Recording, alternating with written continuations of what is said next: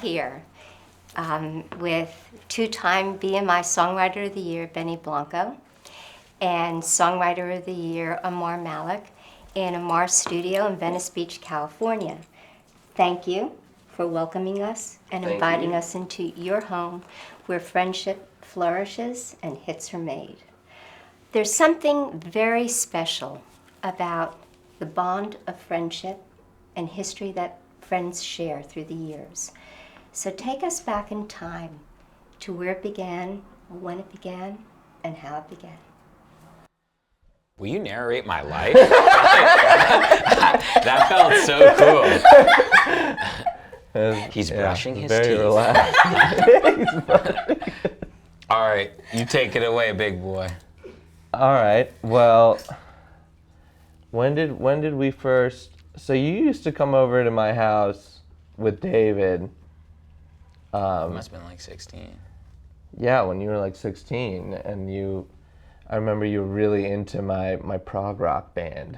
Yeah, you were playing. He was playing like he's like, yeah, I got this Jackson 5-y thing, and he was like, beep, beep, beep, like on the bass and stuff. Yeah. And yeah, I think that was the first time. Yeah. And then you, I think one time, fast forward like 4 or 5 years, maybe someone was in college and we went. I think it was David, and we went to Virginia Tech, and you were like in the backyard, like looking like an emo kid. You had like, it was just you by yourself. You're like sitting there with a guitar.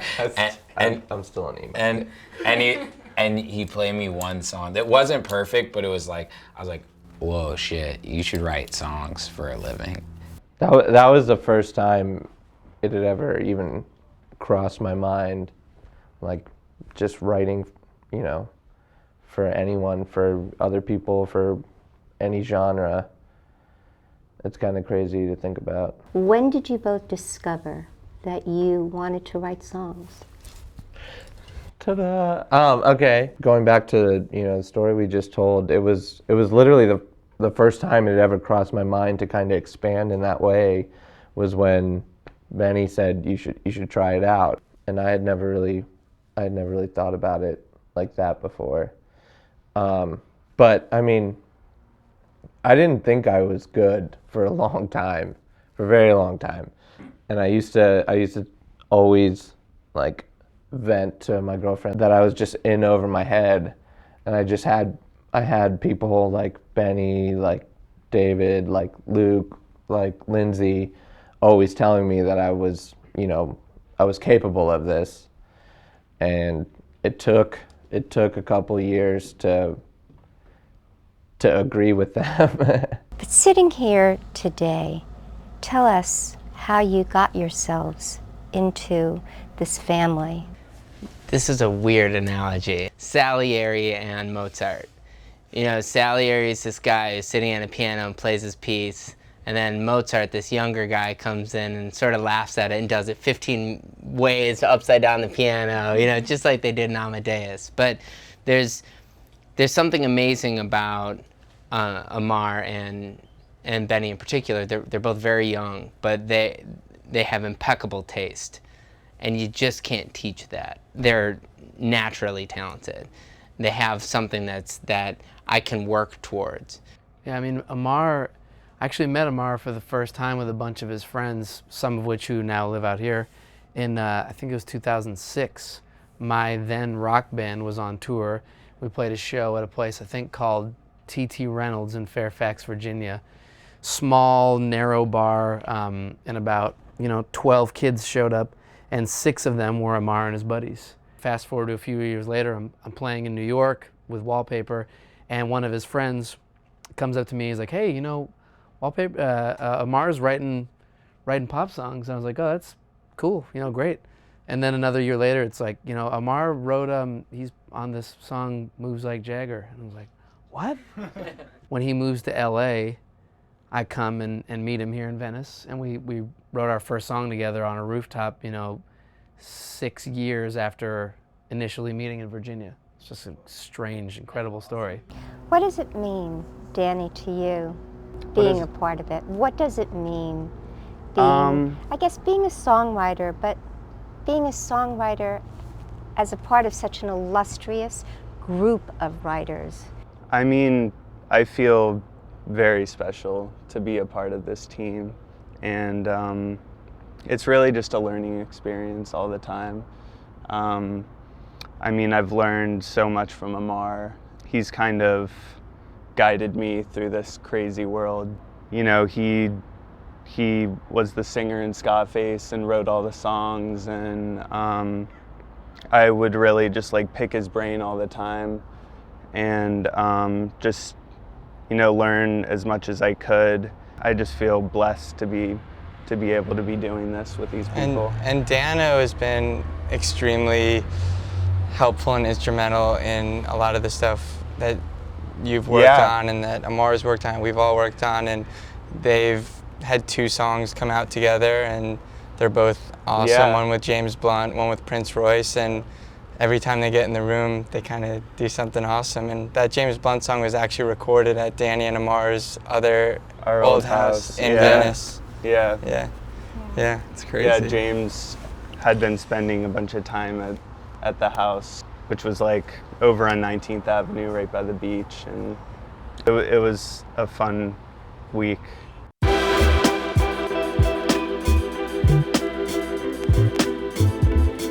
I'd say the best part about collaboration is the friendship, learning, like being surrounded by other songwriters. It's so great to not just be in your room, you know, and not have any people to bounce ideas off of.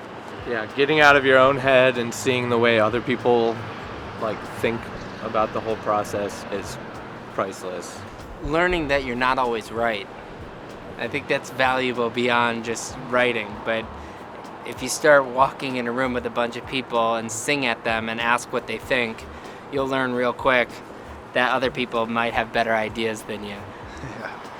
You learn new tricks every time. Every time I watch someone produce or write, I'm always learning something new every day. So as friends and peers and craftsmen, can you tell us a little bit what collaboration means to you guys? First, you know, what's awesome about something like this is that Ricky and I have known each other for years. We have a song with CeeLo that came out a couple years ago, and we're really one of each other's first co-writers. You know, we've been friends from, you know, just probably 5-6 years as far as co-writers. So when we get to have this kind of moment where we're still writing together and you just see the general success of everything, it's really amazing, because it's sort of a zero-sum theory. You know, we're all on the same team, so any of my friends' success is my success. We're all sort of competitive, but we're competitive with ourselves, and we're rooting each other on. If you follow all the songwriters in the music industry, as soon as they see a big hit, they're all so congratulatory. Mm-hmm. And I can't think of another real genre that has that kind of love. It's a collaboration much deeper than just writing lyrics in a song today. I think we have real emotional conversations about our lives and what we're going through. That's how we write together. We always start sessions with, how's your life? It's really personal, and we can say the same thing for, you know, Amar and Benny and Dano and Danny Parker and Kashmir. And we all know each other outside of this environment because we respect each other as people. Sorry, I didn't see you guys there. You know, in all seriousness, winning this award last year was an honor, and you know, winning it this year, I'm completely speechless. You know, I'd love to thank Barbara, Samantha, Phil, Charlie, Brooke, Wardell, and everyone else at the BMI family. You know, without them, it wouldn't be possible. You know, I'd also like to thank all of my man team, Prescription Songs, and all of my friends and family. Love your mom and dad, and Jared. Are we done? One of our good friends, and someone who is incredibly important to our industry, but also to the history and the friendship, is David Silverstein. David is first a friend to us. He is certainly a friend to writers. He manages Amar, he manages Dano, he manages Danny Parker, he is very much a part of helping create opportunity, design arenas of opportunity, and he's an amazing advocate for songwriters. Share with us. I think I'm just really fortunate that I moved to Virginia when I was 10 years old, and I moved right next door to Amar on Laneview. And we became instantly best friends and hung out a lot. And that next summer, I actually went to Jewish sleepaway camp with Benny, and we met and used to freestyle in the bunks and be silly, and it was fun. And kind of that's how I met. He was way better than me. Give me an error. He was a better break dancer. I will tell. We break dance battled too. So yeah, that's how I met them. And my dad got a guitar, which I took from him, learned a little bit.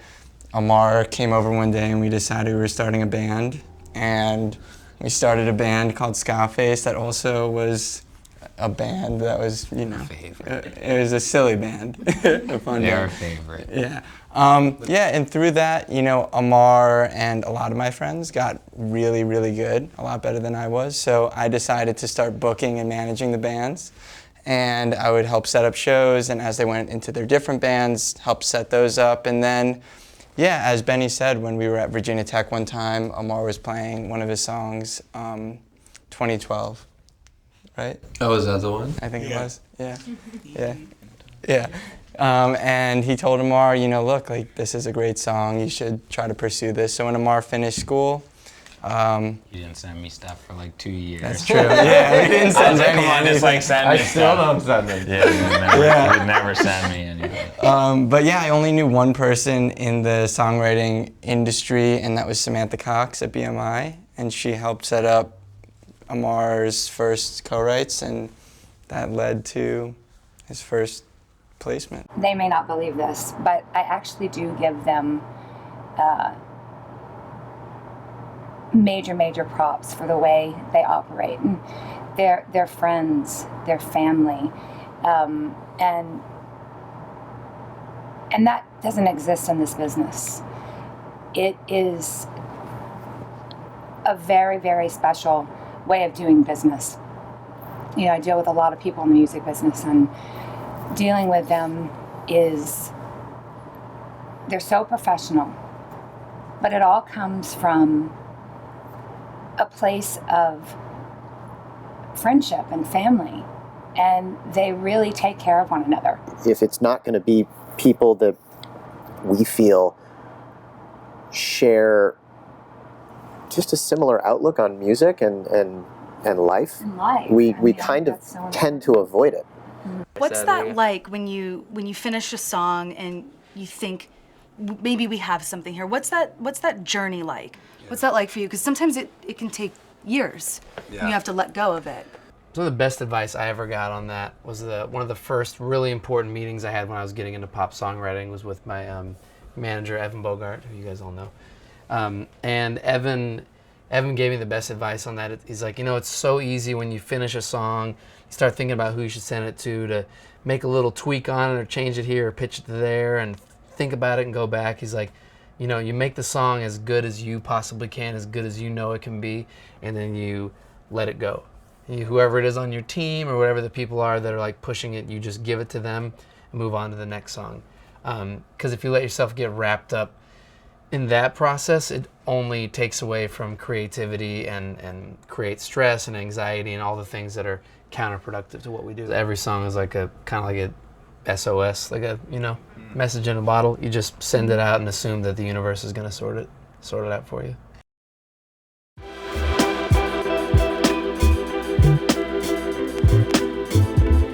Somebody once said, don't worry about getting it right, just write. I think it's good to just start the process, edit later. That's good. I'd say learn to take criticism. Take criticism because it's very important from, you know, take criticism. That's good. 90% of writing is listening, so try to mimic your inspirations because you'll always sound unique no matter what. So something along those lines. Yeah. There's a there's a well-known artist that once said, "Start low and end high." That's the best. That's right, the best. Never fails. Never fails. And with Stereo Hearts, I think I sent it to you a few times, and you kept liking it, but you kept like coming back to it. You know, it was like, yeah. When did it actually happen? When did we decide to do it? 2010. We knew it. July 24th. Wasn't it July 24th? Amar wrote it with Robopop, July 24th. Who Robopop was going to skip that session and go to the beach instead. That same day he was like, you know what, I really want to go to the beach, so he wasn't going to come to that session. That's true. So they whipped up a demo and they sent it to... It was like a ska song. A ska song, yeah. They sent it to Andrew Luffman at Atlantic. And he heard the vision for it between, Andrew. I think it was still a real song too.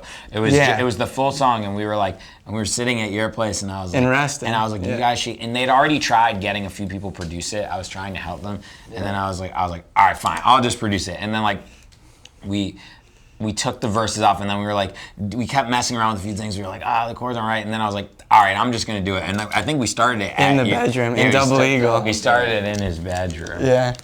Very sexual. And it went on to be a smash and an artist-defining song for Gym Class Heroes featuring Adam Levine. It's just amazing how, like Andrew said, that song, fostered the relationship between us and Maroon 5, which has now been one of the most rewarding relationships to all of us and to them. I mean, Adam has said multiple times that Benny's pretty much responsible for reviving, their careers. Share with us how Payphone became Payphone. So Payphone became Payphone. David had hit me up, and while Amar was still living in Virginia, and said, hey, I think you should go down to Virginia and hang out and work with Amar. He's going to LA. I think you were going to LA like the week after to work with Adam, I think. I was like, yeah, I just packed my stuff and went. Because living in New York and then in Virginia, there was a lot of going back and forth. Mm-hmm. Whether it was we would... Yeah, the bus. Oh, yeah. Well, that was on the train. He stepped up. Yeah, you stepped up your game. It used to be bust. It used to be. I went down to Virginia and we were downstairs in the basement at the house, and on that keyboard. Keyboard right there. That's a funny story too. You had just gotten that keyboard, I think, right? Yeah. And I think I was on the keys and you were on the drums. Yeah. And then we were just just jamming, the two of us. I don't really know where it came from, but we just found these chords and found kind of like a tempo, I guess. And what about the concept of payphone? Because for those of us who grew up with payphones, and there are still a few, right, in New York City, on a couple. They're like heirlooms. That's right. They're hanging on by a thread. Yeah, it's interesting that a song like that would have such an amazing, widespread impact with a generation of kids that may not have even understood really what payphone meant in terms of payphone. I remember they wrote 4 or 5 ideas and they sent it to me, and I was actually living in a hotel at the time because I was in between houses, and I was living in a hotel, and I was like, that's the one. And then I started a beat somehow on my laptop, and then I just remember then we brought Johan Shellback in, who we've written a bunch of stuff with, and then we brought in Adam, and then before we knew it, it was done. I think based off that, when I went back on the train and listened to the hook we did probably 30 times in a row. And I was just looking out the window on the train, looking around at these people, listening to this thing, being yo, this thing feels special. And I just remember kind of remembering that moment and taking that in, that for me, feeling that, I knew this was gonna be special. One quick question for each of you. Okay. Amar, what was the first song you heard that you wrote on the radio and what was your reaction? Do you remember? First one I heard on the radio was probably Moves Like Jagger. And I think I was in the car with Lindsay, my girlfriend. She's still on. And I'm pretty sure I mean, we cranked it all the way up. I put the windows down and I was screaming. Is that when you knew that you had found your soul, that was your calling to be the writer? I don't know if it was that. I think it was just so surreal. Yeah. And like, I didn't know what it was. Like, I think now I appreciate it more than I did then because it was so surreal. Yeah. It's a memory that's indelible. Yeah. What was yours, Benny? First song ever? I can't remember the first song. Maybe first hit? I can't remember the first one, but because there was like a bunch that came at the same time. For me, it's just like, but every time is the first time. When I listen, that's the only thing that never gets old. I listen to a song 1,000 times. It's like the second it comes on the radio, you're just like, oh, and then like, like last night we heard a song for the first time on the radio. Yeah, we knew a song was going to be played on the radio for the first time. What was A new group that I signed that everyone worked on. It's called Ricks, and me and Scooter did it. It's pretty cool. That's so It's gonna be awesome. It's gonna be big. That's right. It was cool because we decided like we knew it was going to be on, so we could have put it on the computer. But me, Amar, Benny, and Chris jumped in my car and we drove around with the windows down and blasted it. And for some reason, the second it's on the car, you're just like, oh. And you have to be driving. You can't just be sitting in the car listening, because then it's not cool. Because you're like, I'm sitting. But like if you're driving and you see people and people look at you and you're going insane, they've never even heard the song. And Dana, what about you? I mean, this is like a beach theme interview. Because I was literally going to the beach and heard Stereo Hearts for the first time, and like was with my fiance and her brother, his girlfriend, and I heard it and I was just like, what the f***? And I turned it up and I started speeding super fast and I was just so pumped up, and I probably almost got into an accident, but I was just, I was really, really excited. It was a crazy feeling. Is there one piece of advice that you learned in your lifetime as writers that you'd share with someone who's seeking advice? I think one of the biggest, things that I started to do was accept what I wasn't good at, and like open up to other people filling that part of it, and that allows you to focus on what you already had a head start on, what you already had an inclination for, and focus on that and take that so much further. And I think it's hard to do, at first, is to like admit, your weaknesses. And like I really think that was a big shift for me, to just be like, okay, well, that's not the kind of thing that I do, I'm good at, so why not work with people who are, and then we'll really get somewhere. I've been trying to, for many years, trying to figure out how to, because, you make a song, you're all excited about it, and then you come back to it like a few months later, it's like, oh, it's not as good as I thought it was. So patience, come back the next day before you send it out to everyone. Like, because I used to just be done with it, like, send it out. And then I, like the same day, and I'm like, damn, I could have really, worked on those lyrics a bit more, and I could have, changed that kick drum. So I think, patience within giving, in a reasonable time, so while the energy is still going.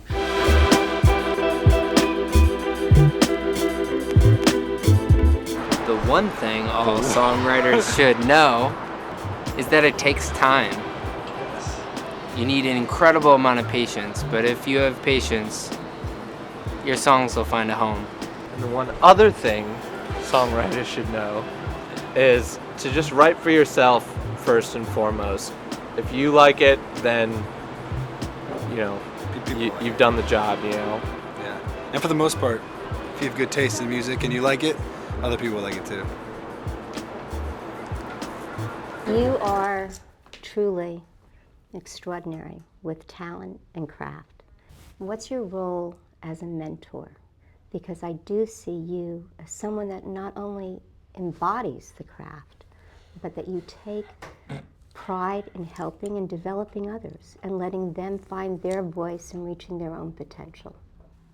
Yeah, you just said it. Just let them find their own voice, but help guide when you can. Don't over mentor. It's kind of like don't take it seriously. Just be like, hey, you're good at that, so do more of that. And then it's like, then come back to me and we'll listen to it. And then if it's not good, you'll do more of it again. And then and it's just finding out people's strengths, finding out people's weaknesses, and pairing people with the right people to enhance their strengths where other people's have their weaknesses. And I'm not technically good at anything. Like and I say it, and I'm completely honest when I say it. I'm okay at a bunch of things, but I think with getting the right people in a room and being like, oh, hey, I feel like it's just making people feel comfortable. Like you got to make people feel comfortable enough fart jokes. You gotta make I think that's the key. I think it is. You just got to make people feel comfortable enough to, say, if I say this, no one's gonna make fun of me. You say people have been good to you. I believe that, because I believe in general people are good to one another. But I also believe you're very good to other people as well. And I believe that each of you remember those who helped you and remember those who helped open doors. Totally. And you give back to those who opened their door to you. Mm-hmm. Yeah. I wouldn't be sitting here with all of you guys without the support of you guys and then so many other people along the way, and you have to remember that. You can't forget that, because we all start somewhere and find our trajectory, and along the way you have people helping you, supporting you. Yeah, David's been, a believer in me from day one. I wouldn't have this any other way. Like this to me was exactly what I was looking for a while, and then I found it, and it's like, I don't want it to ever change. Like, cause it's amazing to make music with your friends, like, cause it really is. With your family, yeah, it's just amazing. BMI is very lucky, very proud, very privileged to be able to work with each of you, call you friends, have the opportunity of building and fortifying relationships. We don't ever take that for granted. We're nothing without songwriters, and without friendships, we're even less. Can't think of a better way to say I work in the music industry and to be a part of history in the making. You're this generation's hit makers, so thank you.